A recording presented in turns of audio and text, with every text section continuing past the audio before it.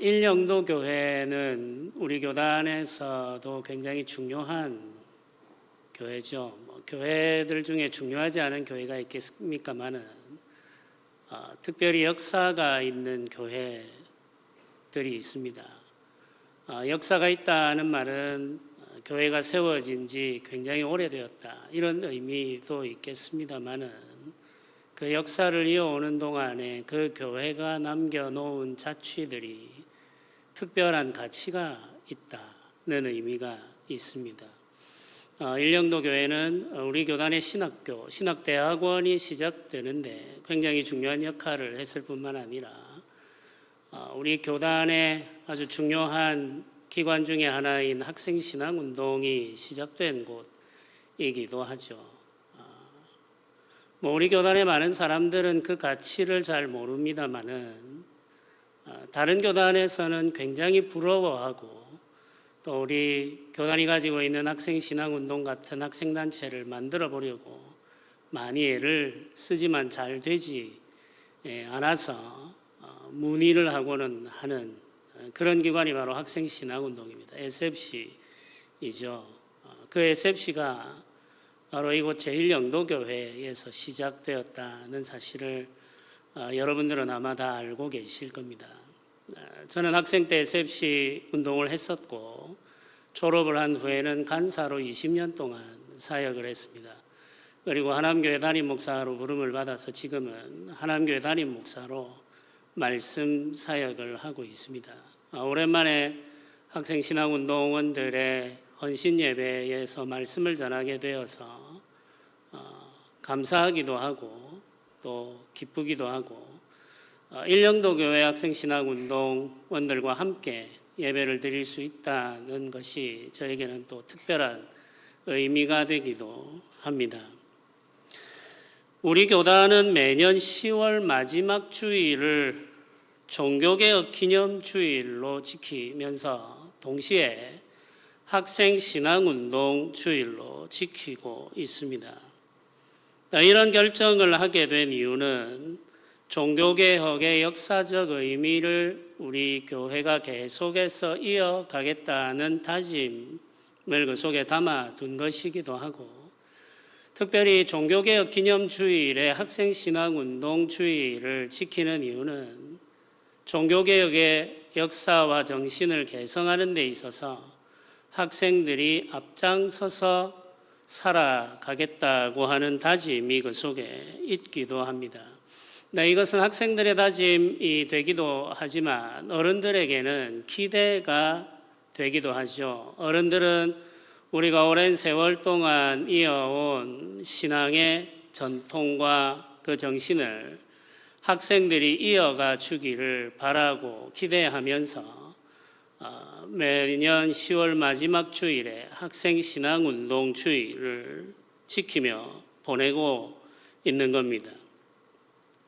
16세기 유럽에서 있었던 종교개혁은 지금 한국 교회에도 굉장히 중요한 메시지를 전해주고 있습니다. 학생들의 신앙운동인 SFC는 그 역사적 의미를 살피고 우리 시대에 실현하는 것을 목적으로 하는 기독 학생 운동이라고 설명을 드릴 수 있겠습니다. 제1영도교회도 그 운동의 한 지류이기 때문에 제1영도교회의 학생신앙운동도 종교개혁의 역사적 의미를 살펴서 우리 시대의 그 정신과 신앙을 실현하는 것을 목적으로 예배하며 살아가야 되겠죠. 종교개혁은 우리가 반복해서 살펴야 하는 우리 신앙의 뿌리이고 SFC는 우리가 기도하면서 함께 세워가야 하는 우리 교회의 열매입니다. 학생들의 신앙운동체를 소중하게 생각해야 하는 이유는 교회의 미래가 학생들에게 있기 때문이죠. 이것은 그냥 우리가 흔하게 하는 표현이 아닙니다. 교회의 미래가 학생들에게 있다는 사실을 모르는 사람은 없죠. 우리의 미래는 우리 후손들에게 있습니다.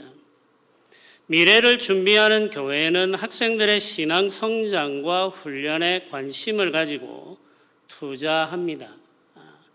조금 전에 우리 학생들이 기도하고 여러 가지 이야기를 할 때 고백한 것처럼 여름에 이루어지는 이 신앙훈련, 수련회는 교회가 관심을 가지고 투자하고 지원하고 후원하는 프로그램이죠. 학생들에 대한 투자를 비용으로 계산하면 미래를 준비할 수가 없습니다. 학생들에게 소비되어지는 것을 무엇으로 볼 것이냐는 굉장히 중요한 문제입니다. 네, 이것을 투자로 볼 수도 있고 이것을 비용으로 볼 수도 있습니다. 학생들에게 지출되는 것을 투자로 생각하고 미래를 준비하면 교회의 미래에 소망이 있을 수 있습니다. 내 학생들에게 소비되어지는 모든 것들을 비용으로 생각한다면 교회는 미래를 준비할 수가 없죠. 학생들의 신앙훈련과 성장을 위한 투자는 지금 당장의 결과를 보고 하는 일이 아닙니다.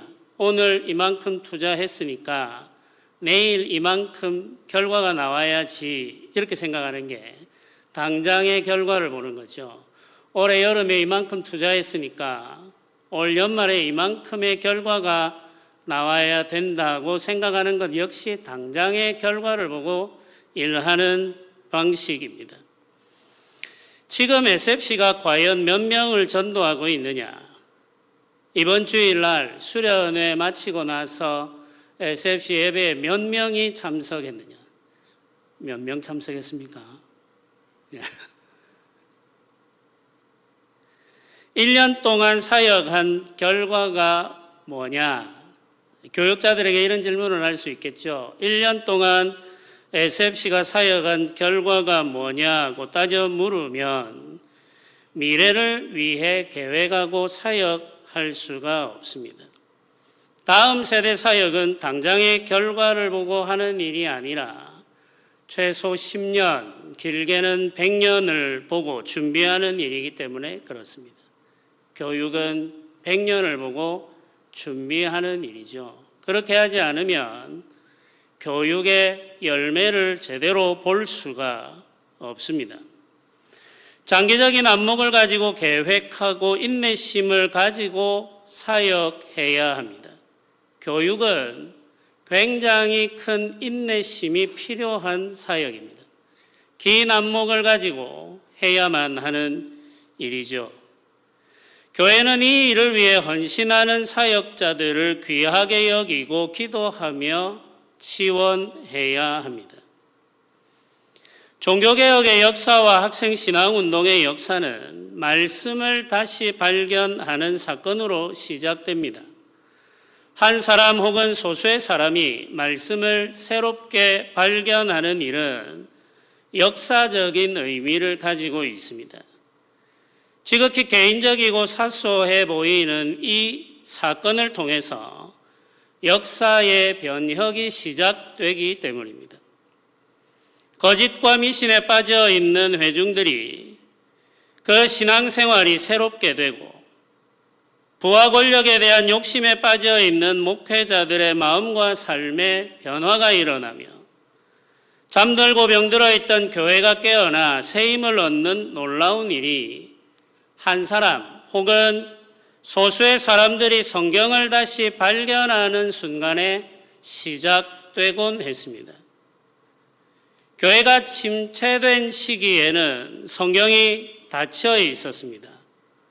성경은 어려운 책이라는 인식이 퍼져 있고 성경을 읽고 이해하기 위해서는 전문적인 교육을 받아야 한다는 생각을 하는 사람이 많아집니다.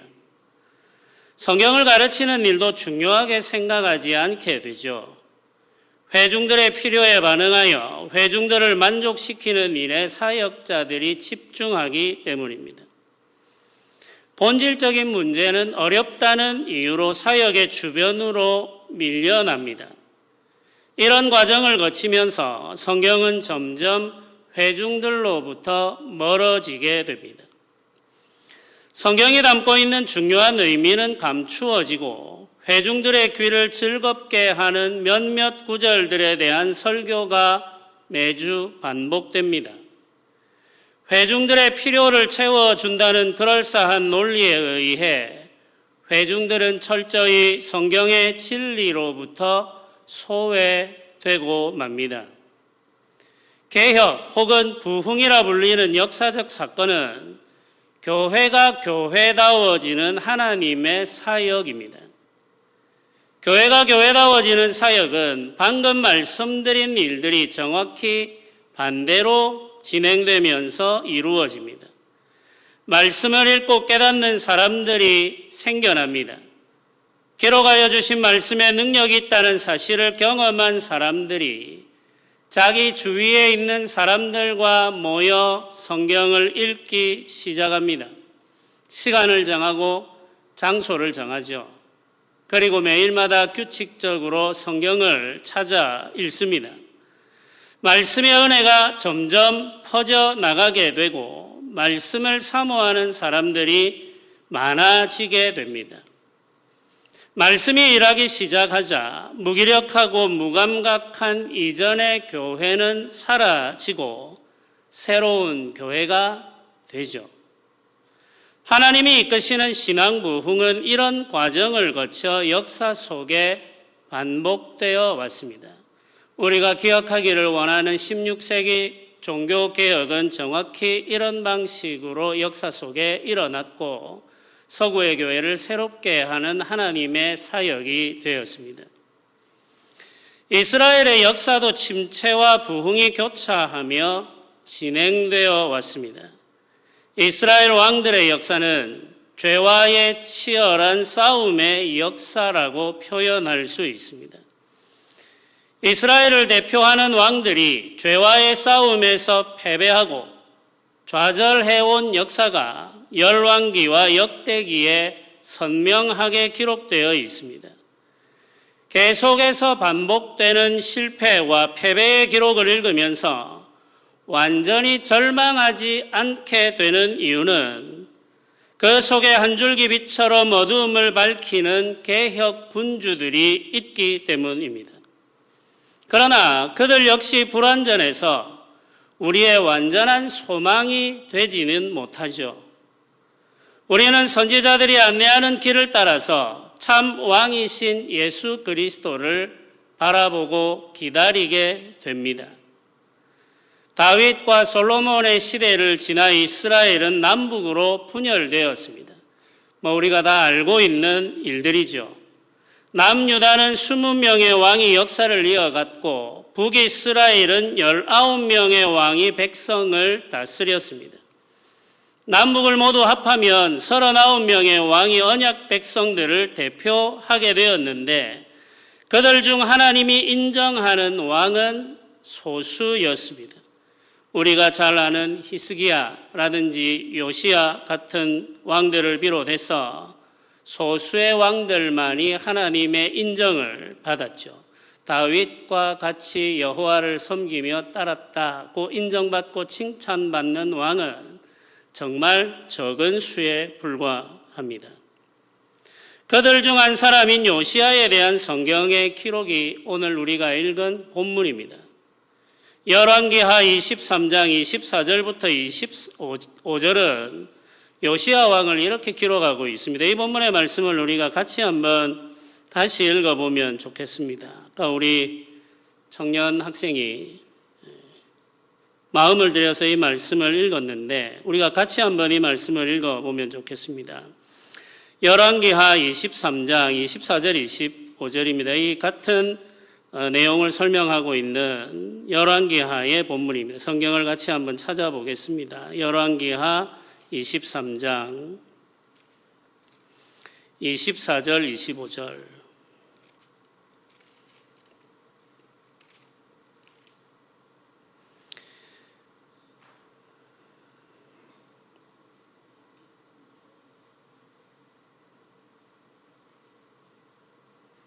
역대하입니다. 역대하 23장 24절 25절. 제가 성경을 잘못 찾았네요. 역대하 23장 24절 25절.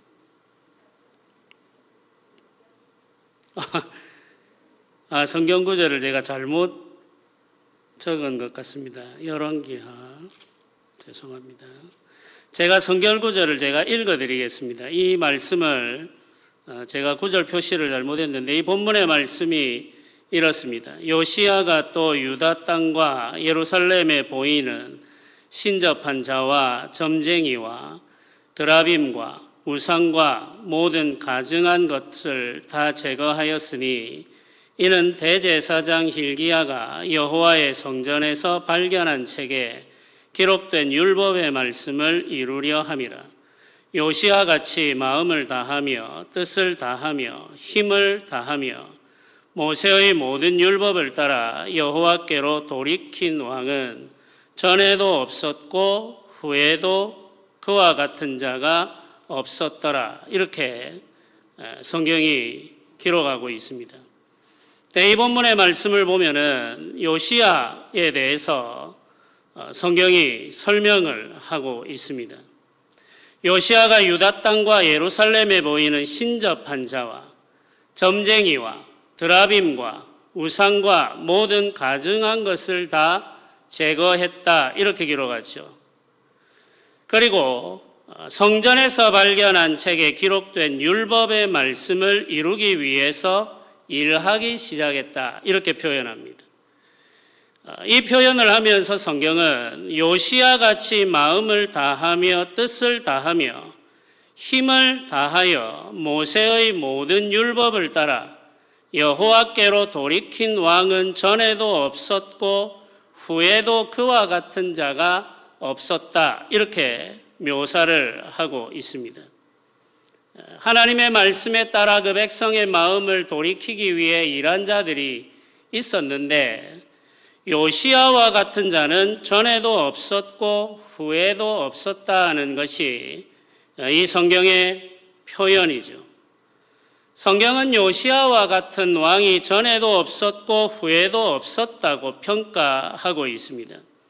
그는 몇 안 되는 신실한 군주들 중에서도 단연 돋보이는 왕이었다는 뜻이죠. 요시야가 왕이 될 때 그의 나이는 8이었습니다. 그의 아버지 아몬 왕은 20세의 왕이 되어 2년을 다스리고 죽었습니다. 아몬의 통치는 죄와 악으로 기울어져 있었고 신하들이 반역을 함으로 그의 사역은 끝이 납니다. 성경은 그의 다스림을 이렇게 기록하죠. 역대하 33장 21절부터 25절까지 말씀을 보면 이렇게 기록하고 있습니다. 아몬이 왕위에 오를 때의 나이가 22세라 예루살렘에서 2년 동안 다스리며 그의 아버지 므낫세의 행함같이 여호와 보시기에 악을 행하여 아몬이 그의 아버지 므낫세가 만든 아로 새긴 모든 우상에게 제사하여 섬겼으며 이 아몬이 그의 아버지 므낫세가 스스로 겸손함같이 여호와 앞에서 스스로 겸손하지 아니하고 더욱 범죄하더니 그의 신하가 반역하여 왕을 궁중에서 죽이매 백성들이 아몬 왕을 반역한 사람들을 다 죽이고 그의 아들 요시야를 대신하여 왕으로 삼으니 이렇게 성경이 기록하고 있습니다. 어린 요시야는 궁에서 아버지가 신하들에 의해 죽임당하는 것을 목격했습니다. 다행히 백성들이 반역한 신하들의 손에서 어린 요시야를 구하여 왕으로 삼았습니다. 반역한 신하들은 모두 죽었으나 언제 다시 반역이 일어날지 알 수 없는 상황이었습니다. 북이스라엘을 정복한 아수르가 유다를 정복하려고 기회를 엿보고 있었고 남쪽에 있는 이집트는 북쪽으로 세력을 확장하기 위해서 치밀하게 준비하고 있었습니다.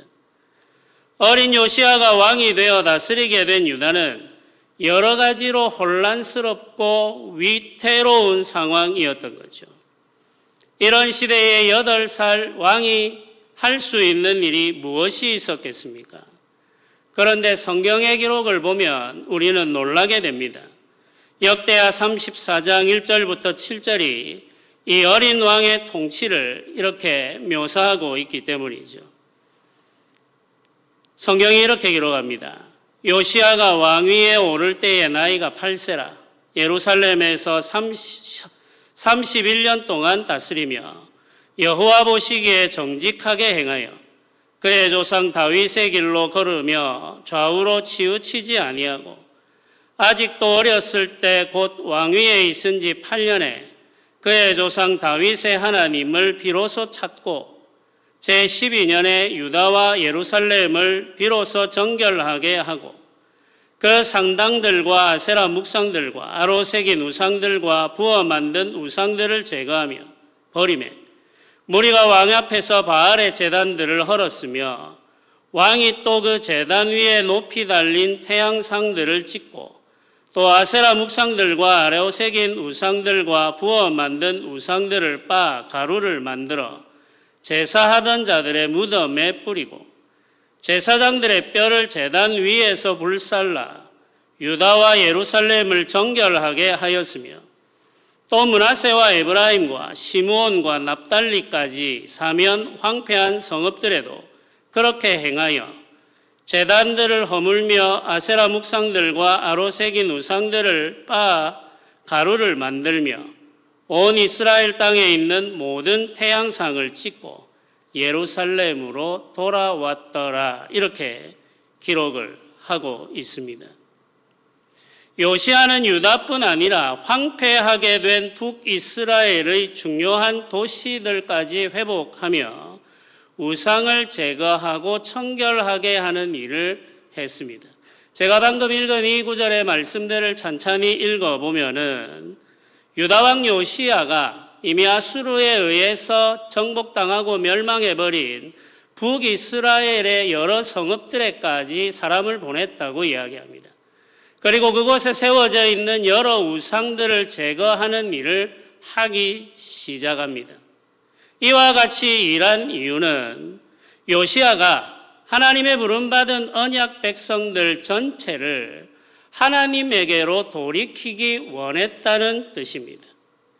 유다 백성들뿐만 아니라 이스라엘 나라까지 북이스라엘, 아수르에 의해서 정복당한 북이스라엘까지 여호와 하나님께로 돌이켜야 한다는 생각을 가지고 요시야는 그곳에 세워져 있는 우상들을 다 깨어 부수고 가루로 만들어 버렸던 거죠.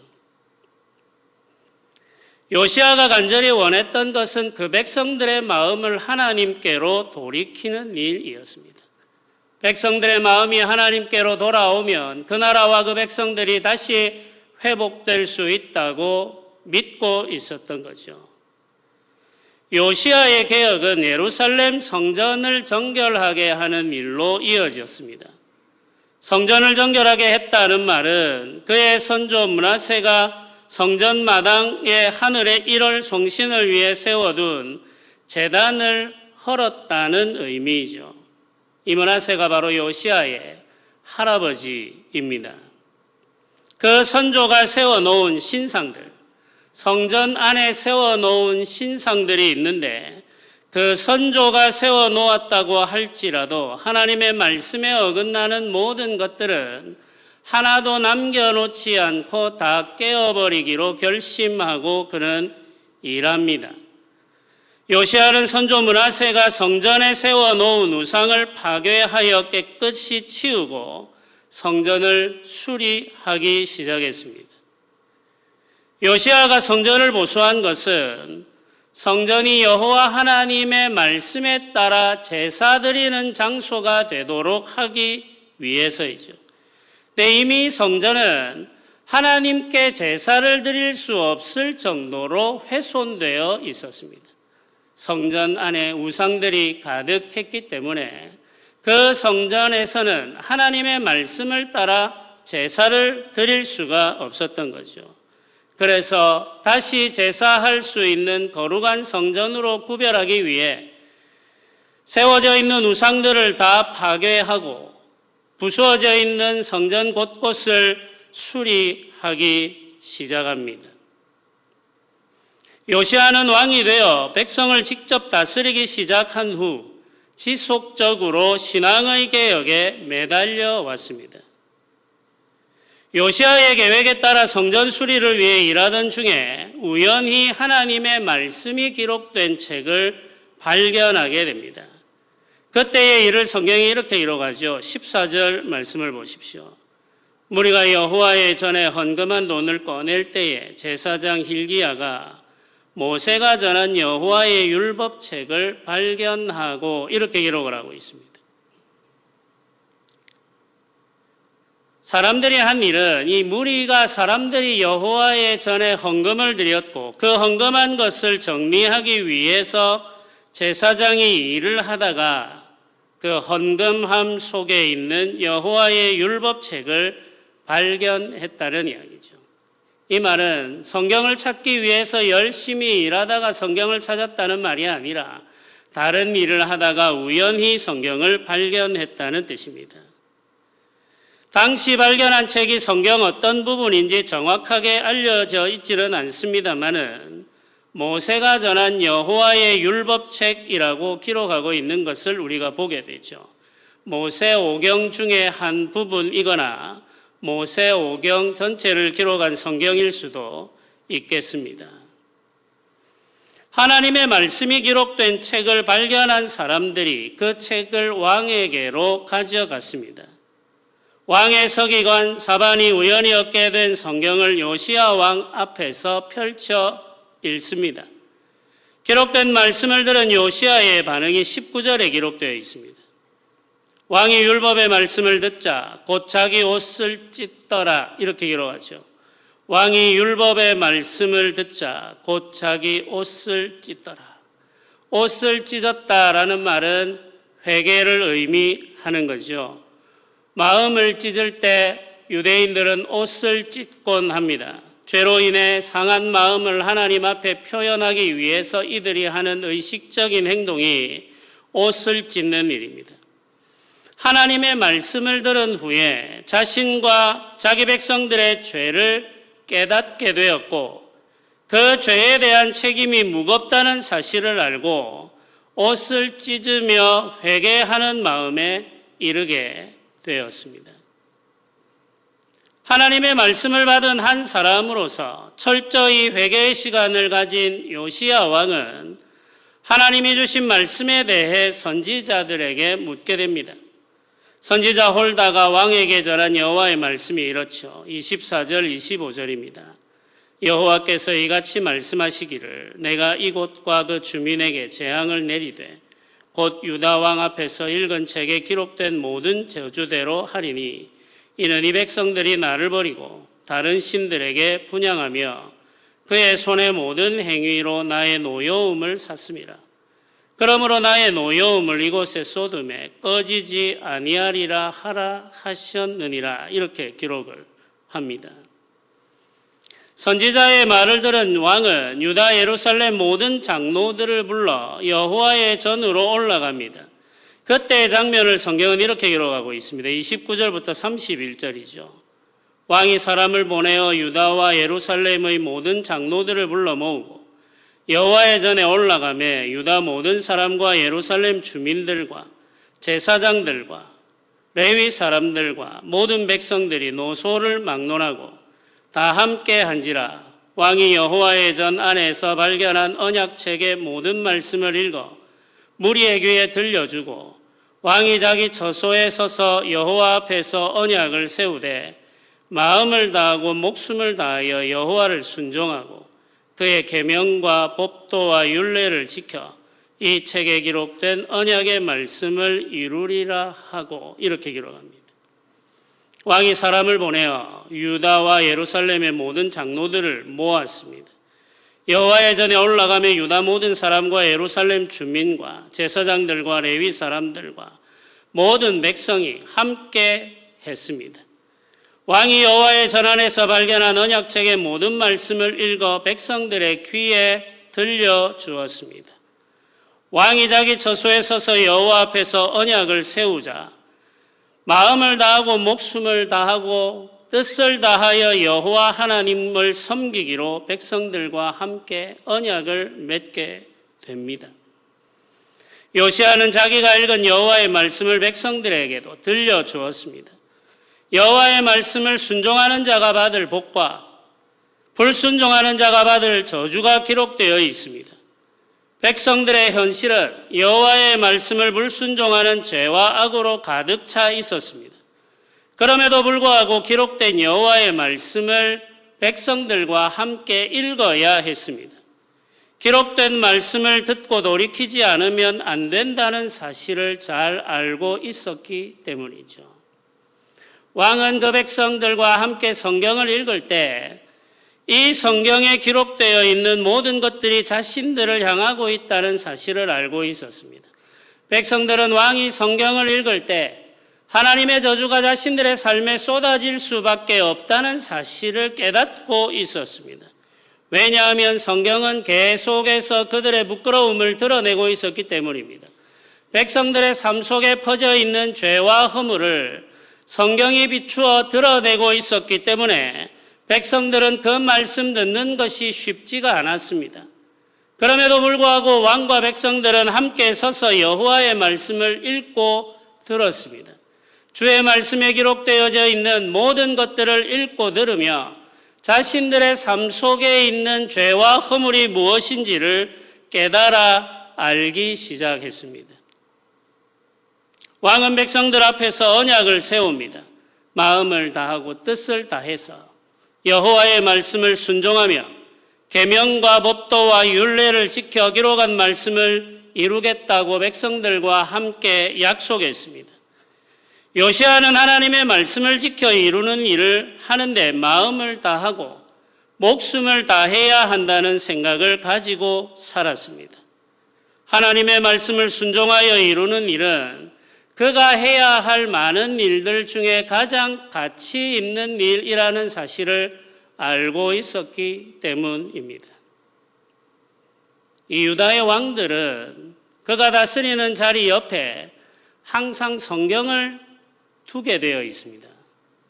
왕이 자신의 직무를 수행할 때 항상 읽으며 참고해야 할 책으로 자기 옆에 성경을 두어야만 했던 거죠.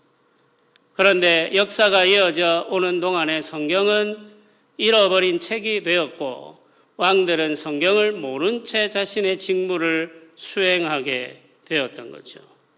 우연히 그 책을 발견하고 그 책을 읽게 되고 그 책에 기록되어 있는 말씀을 따라 행하기 시작합니다. 그리고 백성들과 함께 언약을 맺고 하나님의 말씀을 순종하기로 결심하게 되죠. 이스라엘 백성들이 마음으로 여호와께 복종하며 섬기기 시작했습니다. 마음의 개혁이 이루어집니다. 백성들의 마음이 여호와께로 돌아오게 된 것은 여호와의 말씀을 읽는 것으로 시작되었습니다. 참되고 온전한 개혁은 하나님께서 기록하여 주신 말씀을 펼쳐 읽는 것으로 시작됩니다. 하나님의 말씀을 읽고 우리가 어떤 존재인지 알고 하나님이 어떤 분인지 아는 것이 시작입니다. 오직 말씀이 우리를 하나님의 보좌 앞으로 인도한다는 사실을 기억하십시오.